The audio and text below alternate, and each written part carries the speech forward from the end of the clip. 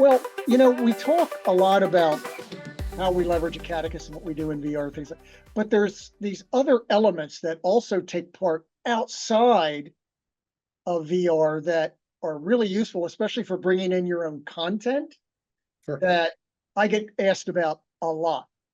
It's like, once they realize, hey, I can bring in PowerPoints and I can bring in images and I can bring in documents. How do I do that? Yeah, And I love it. we can talk about that if that works for you. Sounds good to me. I think I'm just gonna turn off my video because I can't get my lighting to look very good right now.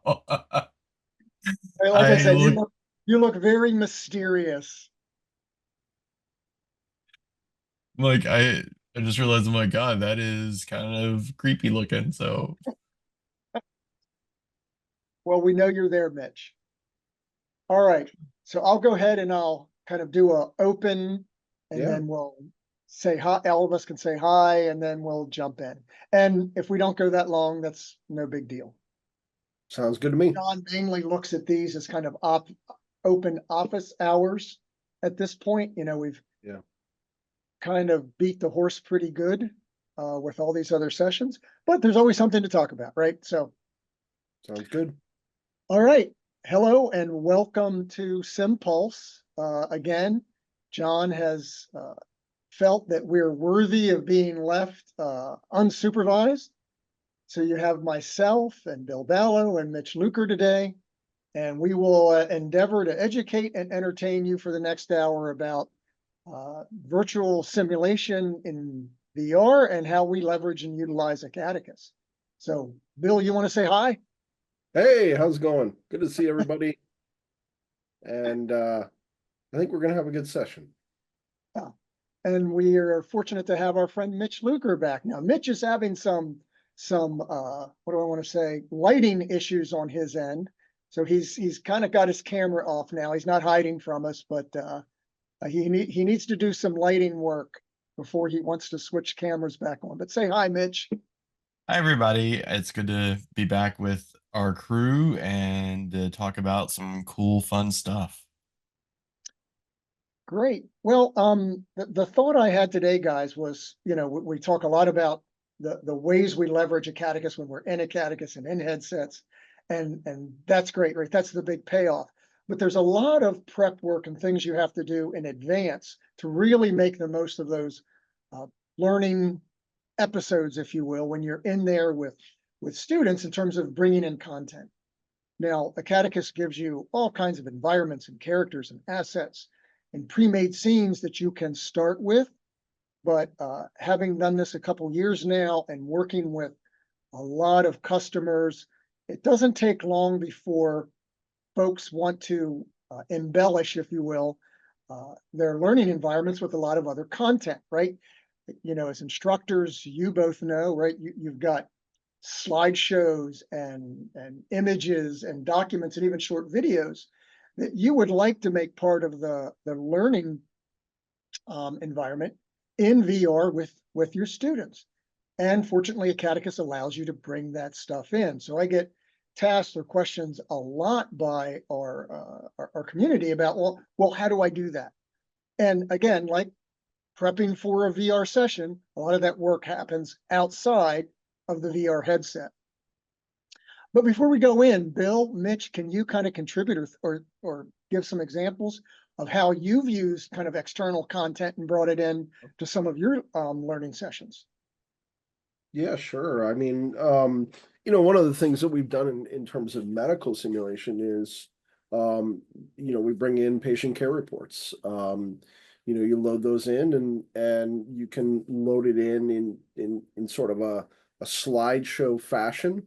And then that picture itself can be put wherever you want it to be. So if you want it to be something that's up on the wall, if you want it to be something that's on your medical record, on the card itself, you can do that, those kind of things. And then pictures as well, our architecture students, they had a bunch of their architecture stuff that they had done and laid out, and they wanted to, the instructor wanted to be able to showcase that. And I said, well, let's put it in our headquarters, right? We've already created the headquarters in Acadicus, so let's put it in the headquarters and let's have it so that when they go through headquarters and they look at it, they go, whoa, that's my stuff. And that's exactly what happened. They didn't know that it was going to be there. They were kind of surprised. So, um, and really any other sort of picture video content that you want to bring into it as well is very easy to do, actually. It's not hard at all. Mitch, how about you? I think one thing that's really cool is that so with using that image viewer tool in Acadicus, the nice thing is that let's say that you come up with a new scenario and you have a new patient chart. You can go into Word or any word processing tool, and you can just take screenshots of that chart and then upload it in there. So when you want to have those documents available to the students in the simulation itself, all you have to do is literally snap a few pictures, a few screen grabs of that content, and you could even take a scenario that's already there, same patient, same devices, everything. You literally change nothing except uploading some images of the chart into your scenario, and now you have a whole new scenario without having to do any major Mhm. lifting, editing, anything like that. And the nice thing is because in that viewer tool you can put several images and it works like a slideshow, just like a PowerPoint would.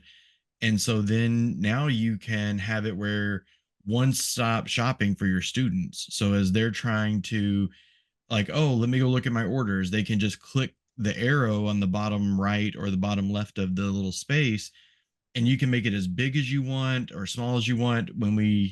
I don't know if people may remember, but when we started OpenRN, we had that little screen that was on the computer cart, and it was really hard to read the chart without having to get right up on it. But with that image viewer, you can put it anywhere and make it huge, and students can easily see their orders, their MAR, their if you want to put an X-ray in there, if you want whatever, you can put it all in there, and students can see that information really freely. And like I said, you make a whole new scenario just by uploading a chart with new information in it. Yep. And that's kind of what I want to do right now. That's a great segue, Mitch. Thanks to I'm going to share my screen now. And this is actually a video I made for a client who asked, can you send me something I can refer to till I get an understanding of how this works? And so I want to play through that right now. And guys, you may get some ideas and you may have different ways that you do it that I want to hear about. But this is kind of takes place again. This is the pre-work before you get into VR, right? And it's kind of prepping and how do I get those documents? And Mitch, like you said, kind of take that screenshot of something and bring it in. And I go over that a little bit in this video. It's about 4.5 minutes long. So we'll play that and then we'll give a quick discussion. Okay. Sounds All groovy. right. Hi, today in this video, we're going to cover how you capture and then import images into Acadicus for use in your VR simulations. Let me pause here a second. Is that sound coming through for you guys? Yep. Okay, great.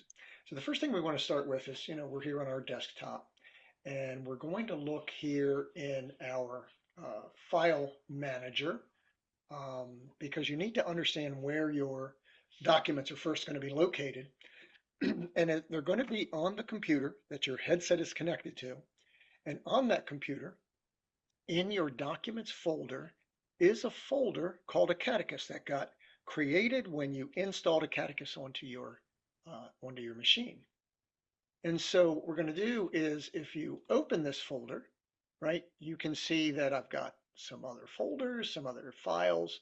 But the important one here is this one called Media Import. So when your headset is connected and your Acadicus is running, you are able to access this file folder from within VR. And so the files that you have in here, as long as they're .png .jpg or video files that are .mp4 will be accessible to you when you're in your headset to be able to be brought into your VR experience. And so it's important to understand, again, it's documents, Acadicus, media import is where you're going to save things. Now let's do a quick example. Let's say I have a slide that I've created that used PowerPoint here.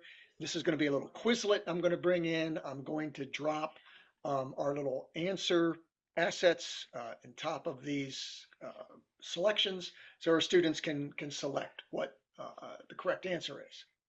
And so I've created this now in PowerPoint. And again, quick example. So I'm going to go to File. I'm going to go Save a Copy, right? Pulls up this dialog. I'm going to browse. And remember, we're looking for a very specific folder in Documents, Acadicus, Media Import. Now, we can't use a PowerPoint presentation in Acadicus. So what we're going to do is if we drop down this Save dialog, right, you can see all these options, and we're going to pick PNG, right? So what it's going to do essentially is to save this file, or if I had multiple files, I could say save the multiple files in the PNG format in this folder.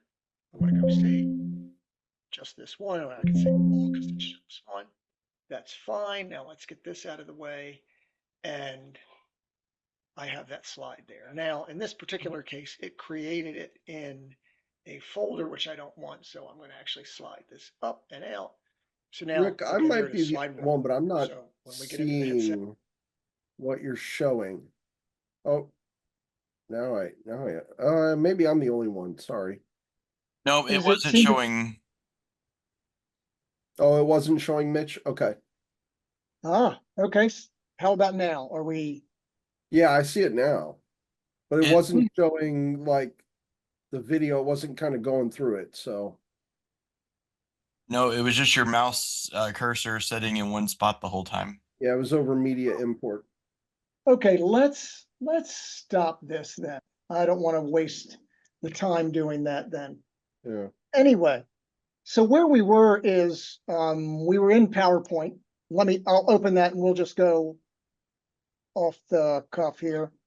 And the idea behind here is Acadicus can work with certain file types, those being PNG and JPEG.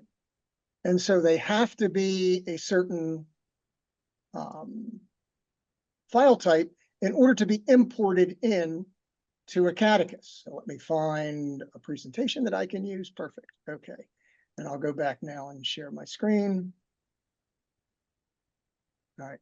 And actually, I'm pulling up an image that I had to create to use with a customer who wanted a bed weight option on the end of the bed.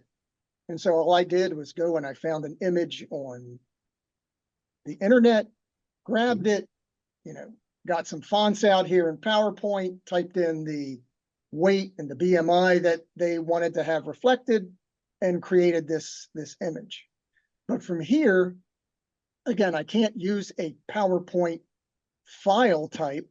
So I'm going to save a copy of that. And as I had mentioned before, we're going to browse our PC and we're going to go to, let's find Documents, Acadicus, Media Import. And then when you drop down this Save As type, you can see PowerPoint gives you dozens of different options. And then I'm going to select PNG. And then when I save that, it assumes there's multiple slides, but we're just going to save that one. And then I have a copy of that now here in Documents, Acadicus, Media Import. That file is right in here. I've duplicated it because it was already there. And now that makes this accessible when I'm in the headset doing editing in Acadicus to be brought in and then kind of manipulated and placed wherever I might need to do it. Now, in this particular case, I was able to make this a small image that went on the foot of the bed, like a bed weight that was utilized by the clinicians to be able to make an assessment on patients' weight. and the impact that that made on the lesson that they were having.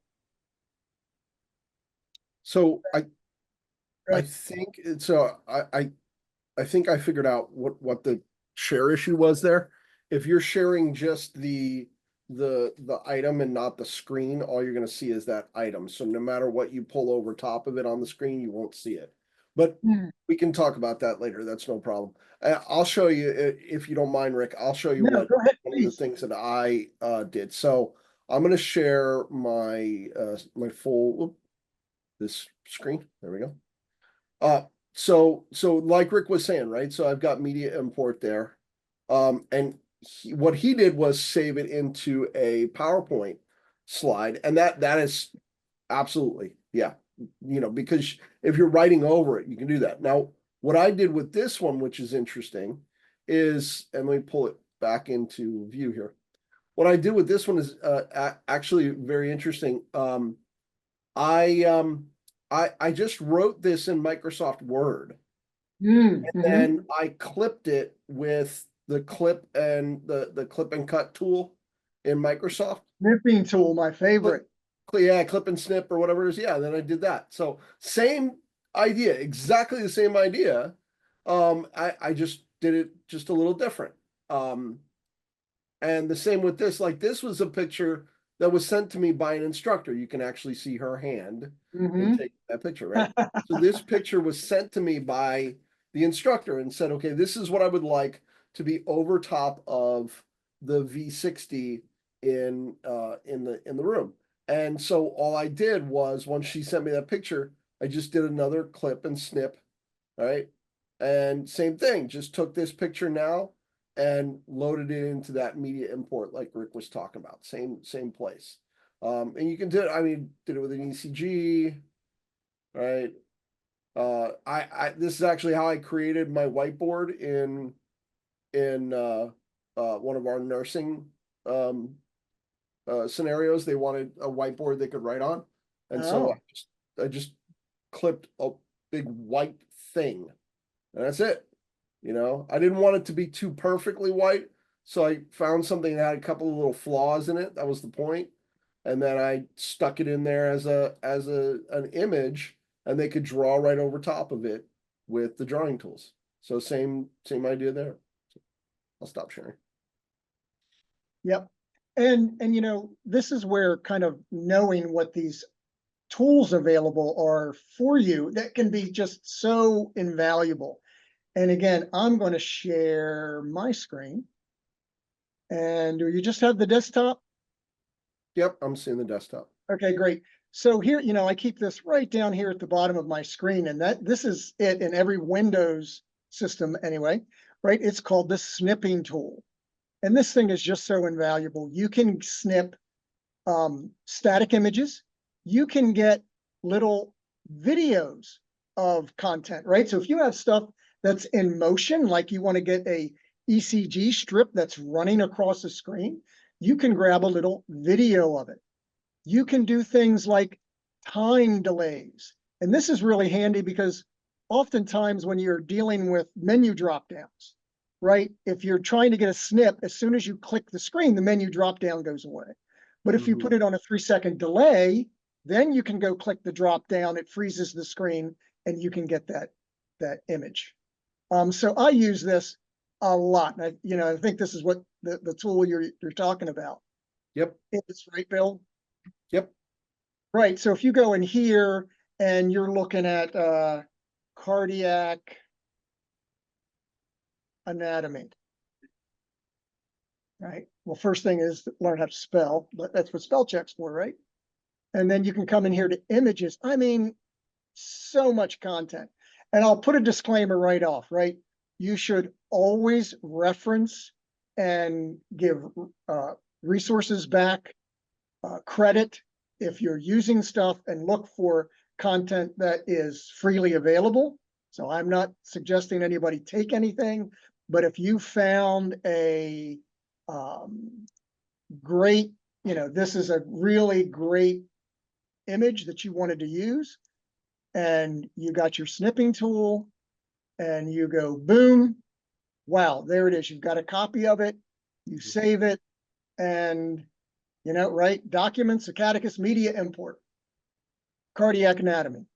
Then you're able to bring that in to your learning environment and, utilize that as a tool in your class.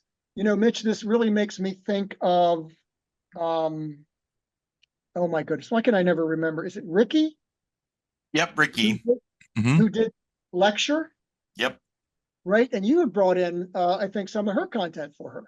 Yep, I brought in her PowerPoint. So I literally just, like you said, I went in, I took her PowerPoint that she had made, and I took screenshots of each slide, just like you had done with that snipping tool. And I put it in that folder you're talking about. And I was able to pull it in. And that's how we got her lecture content in that space.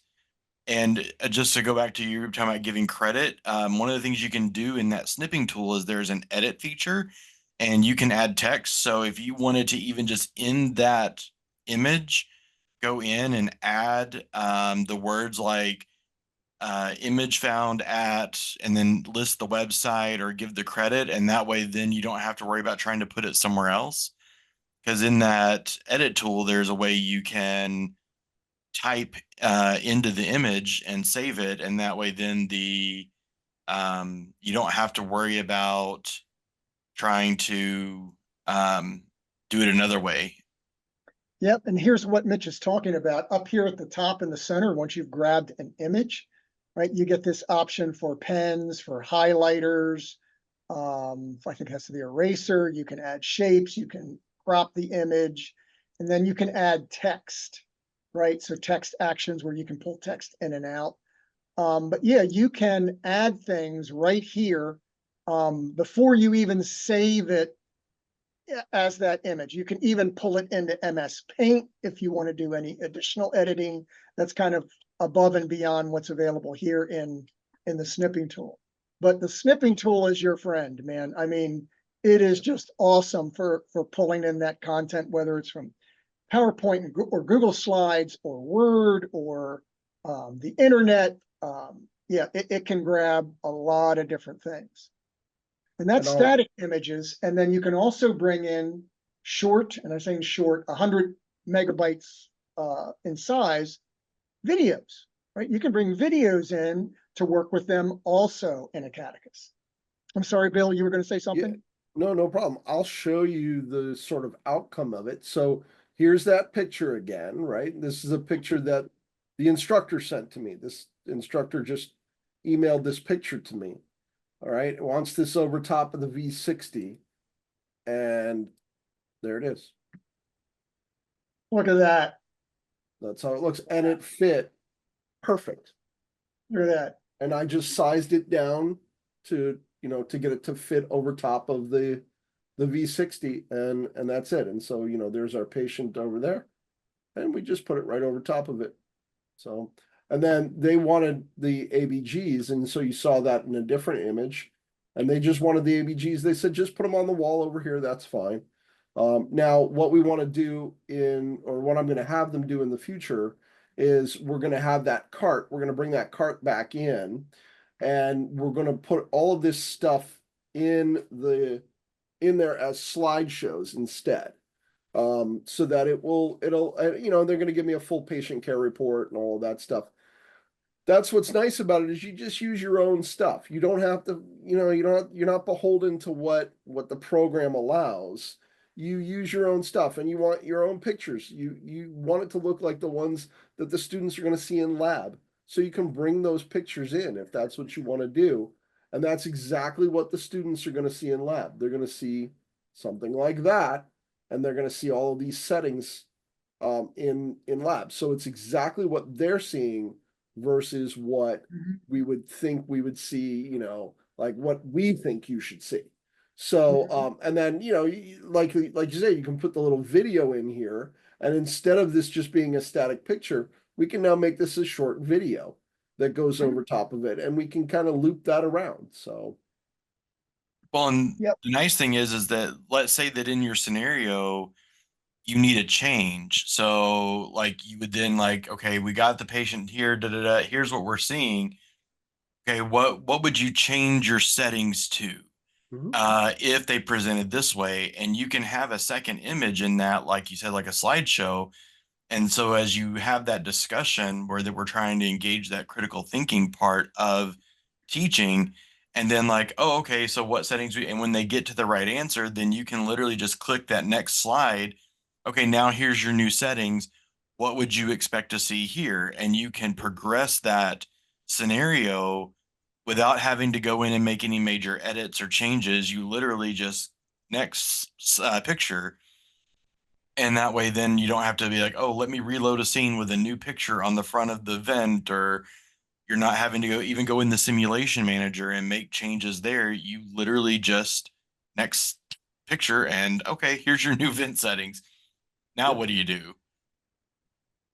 Yep. Yeah, we even do that with, here's the initial ABGs, and then Mhm. here's the second set of ABGs after our treatment. We drew ABGs, and here's what we have. So Mm, yeah, so you can show progression in your mhm. simulation. Yeah.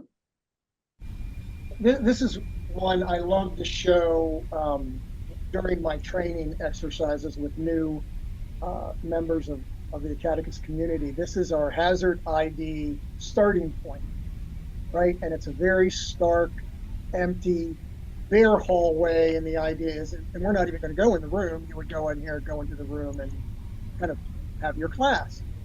Well, one of the schools that I worked with, Nicolay, they wanted to use this, but they had all these ideas about things they wanted in their hallway.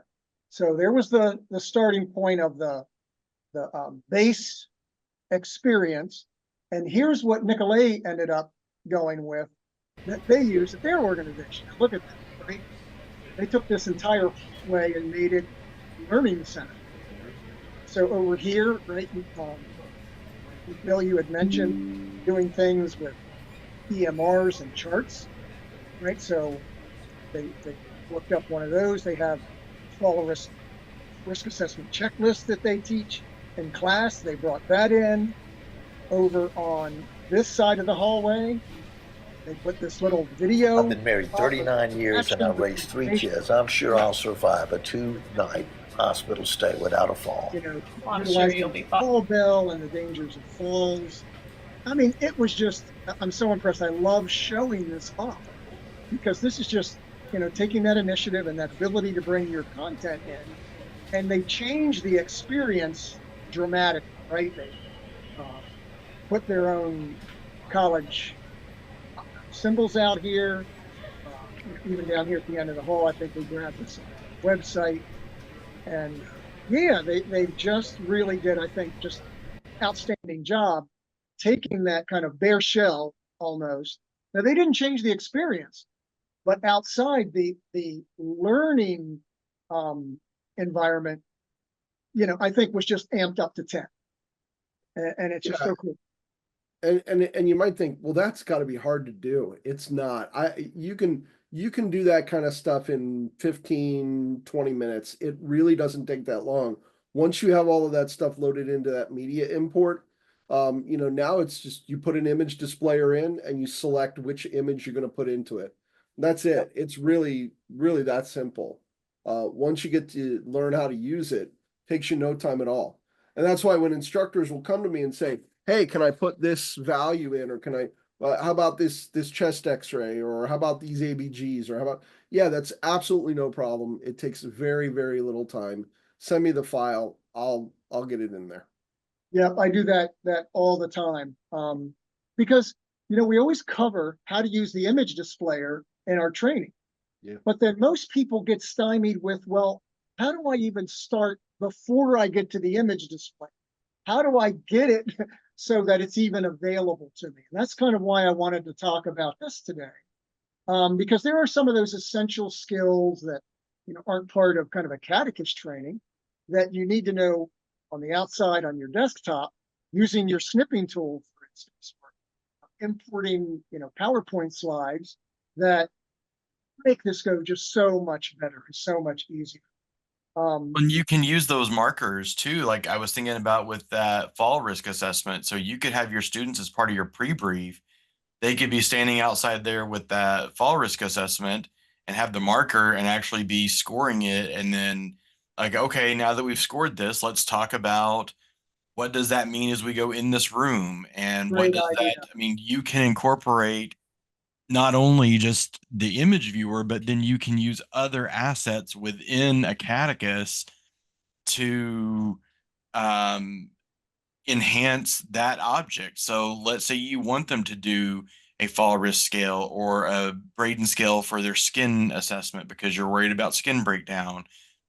You can literally pull that document in, and yeah, you can't, while you can't necessarily type into it like you would in Epic or some other EMR, you can just use a marker. And or maybe it's okay, underline the things that are important in this that we should be focusing on as we're getting ready. And so you're still giving them that active learning environment even more so than they already are by being in VR. Mhm, mhm. Yep.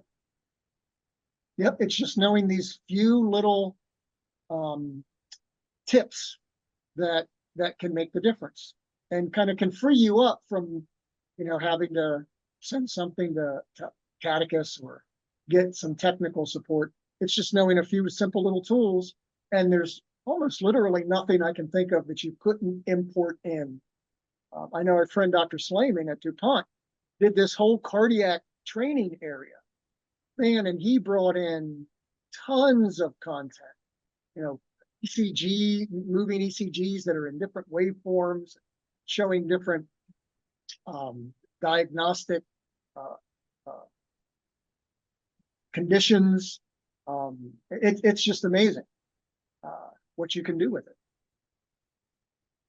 Yeah, I kind of tried to push it to the limits too when I was using the image displayers with the architecture students. I wanted to see like how far could I go before everything gets really bogged down. But it didn't seem like it was gonna Yeah. get bogged down on me. I had 26 image displayers in there, Mm. and it didn't bog down when the students were in it. So, I mean, that's a heavy scene. That Mm-hmm. is a heavy scene. Mm-hmm. Now, of course, we also have great computers that were running. Mm-hmm. We the graphics cards on them are excellent, so that helps. Obviously, but no, it didn't get bogged down. I had 26 image displayers in there and 26 different images all Wow. around, and it was great. Wow.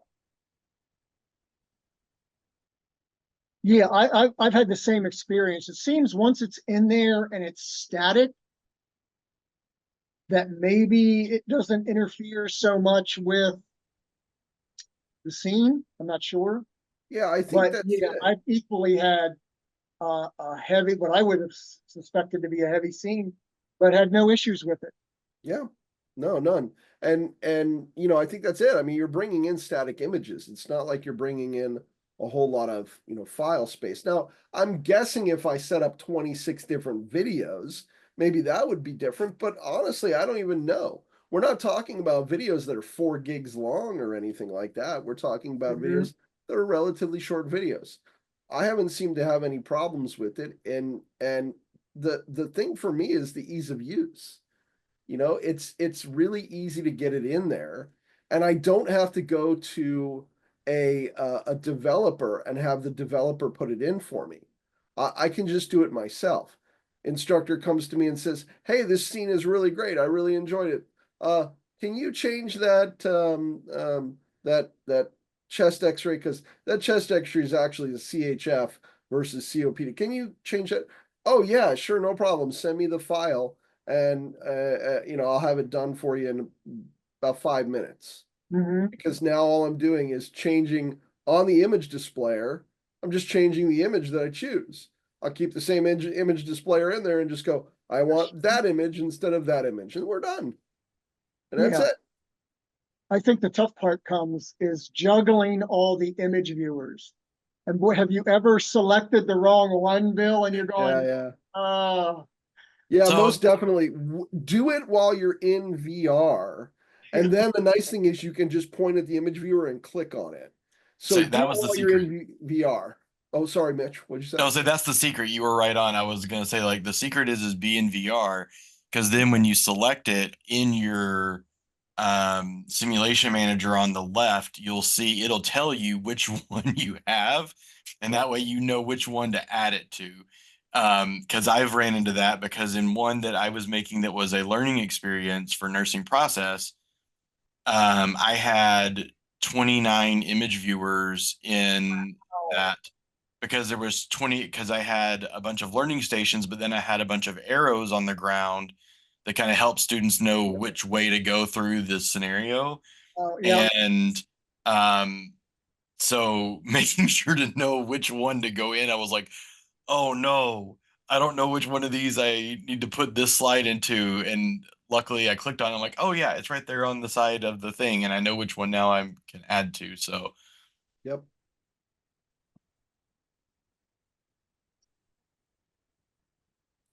Well, Yeah, and it's anything, easy to edit those whether you're in VR or non-VR. You can edit them in non-VR. Now, picking them up, placing them, putting them where you want, that you need to do in VR.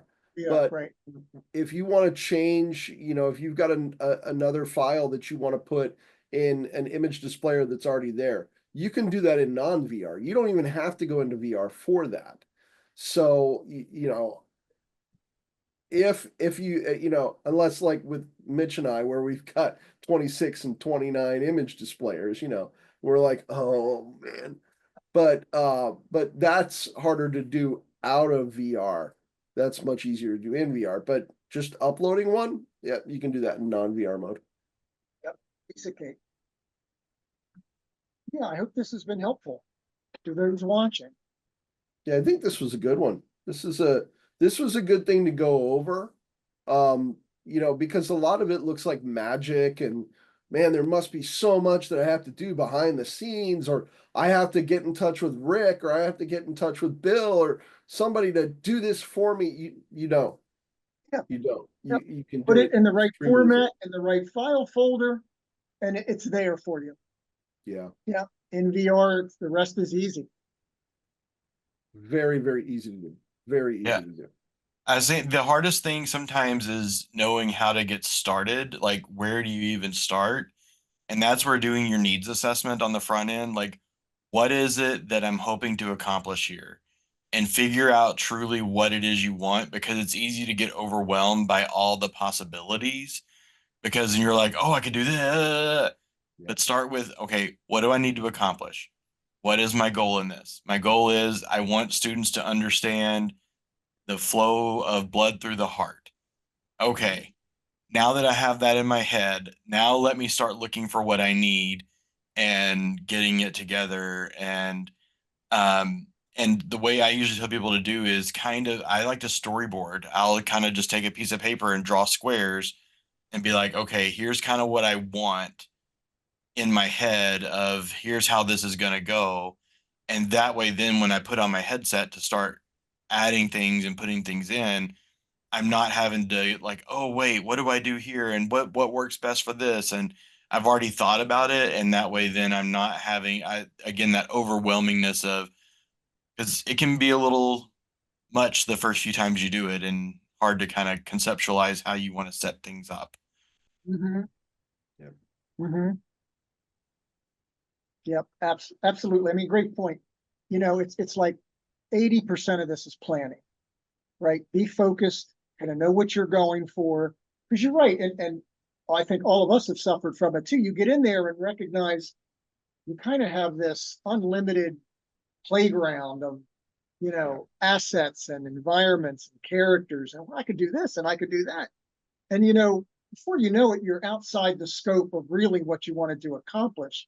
And you've caused yourself more work and it's not going to flow as good as you think, right? So it's good to be focused, kind of keep on track with what your objectives are, and that will make things go so much easier. Be Willy Wonka, but don't go full Willy Wonka unless you have Oompa Loompas to help. Yeah, Right? That's the way it is. I have tried to go I full am Willy stealing Wonka. that line, Bill. How many Oompa Loompas do you have? There's the That's question. it. I tried to go full Willy Wonka sometimes. And, sometimes I bite off way more than I can chew. But so far, I've come through on all of those things. But at the end, you kind of go, oh man, now I need a chocolate bar and a nap, And if you've got a bunch of people that can help you with it, that's great, but the sort of the beauty of what we're showing today is that you don't need the Oompa Loompas for this one. You can be Willy Wonka. And the thing is everybody will look at you like Willy Wonka too. They'll be like, whoa, that was unbelievable. How did you do that? And you're like, it took me. Make sure that you overinflate the amount of hours that it took you, right? Like, don't go to people like, oh, it's 15 minutes to put that in. It was no big deal. No. You're doing magic here. Tell everybody, oh, it took me like 4 hours. It was so rough. It was so hard. Oh, yeah. Oh, that's great. All right, guys, what do you think? We put another one in the can? I think it's a good one. All right. Well, gentlemen, you have a great Friday and a good weekend. And I hope to see you both again soon. You as well. Take care. Rick. Good to see you, man.